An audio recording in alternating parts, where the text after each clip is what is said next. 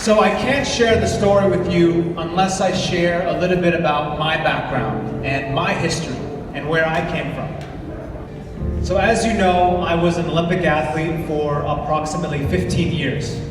I competed for the United States in the sport of ice speed skating. I went to 3 Olympic Games. I won 8 medals total. It feels like a lifetime ago.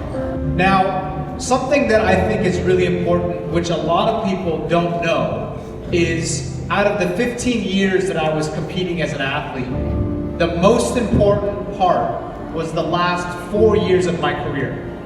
So if you don't know a lot about the Olympic space and the Olympic sport pursuit, an athlete trains their entire life for one chance, once every 4 years. And so we look at these athletes and we only see them on television.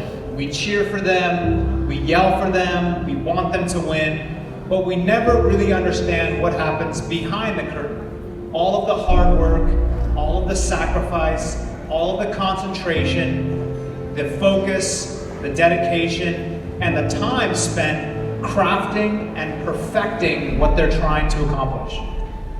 And in a sport like mine, speed skating, we have a race called the 500 meter.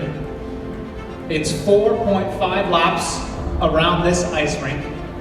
One of these races lasts 40 seconds long, only 40 seconds. So you can imagine, I'm training 4 years, 8 years, 12 years of my life for this one chance at winning gold. Once in a lifetime opportunity.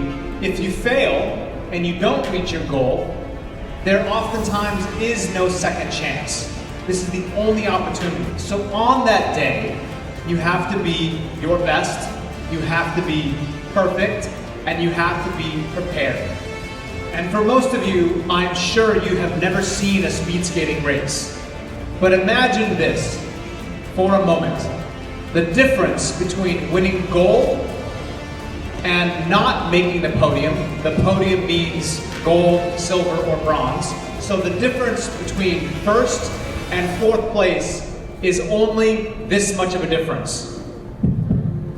4 people just crossed the finish line in that time frame. So you can imagine how important it is on a day-to-day, week-to-week, month-to-month, year-to-year, but even minute by minute. Because the difference that separates the winner from the person who does not receive a medal is thousandths of a second. So we're talking about splitting the human hair. The difference is so small and so minute. How do you make the change and have the advantage when you step to the start line looking forward in 4 years? And of course we look at athletes and we say, wow, that person's so strong, so fit, their body is incredible. But the reality is when you go to the Olympics and you step to the start line, and I look to my left, I look to my right, everybody here is the same physical being. They're the same strength. Everyone has been training hard. Everyone has been committing. Everyone has been showing up every day, giving their all. So what really makes the difference? And I can tell you the one difference, the one advantage that I had during my career was always the place that no one looked.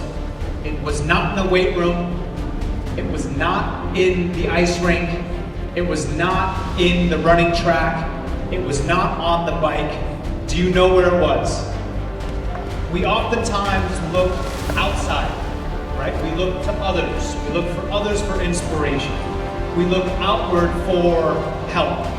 But the reality is that the one place that we never look, the single strongest point of all of us, even in the room, is our brain. It's our mind. 90% plus of all of the races that I won were won before the race actually started. Now, the last 4 years of my career, I concentrated on using my mind more than anyone on my team, and I feel more than anyone in the world. That was my strength. My ability to endure, my ability to accept and appreciate the daily training, the grind, the focus, the difficulty, and the challenges. It never ever swayed me. There was not one day where I woke up and I didn't want to go train.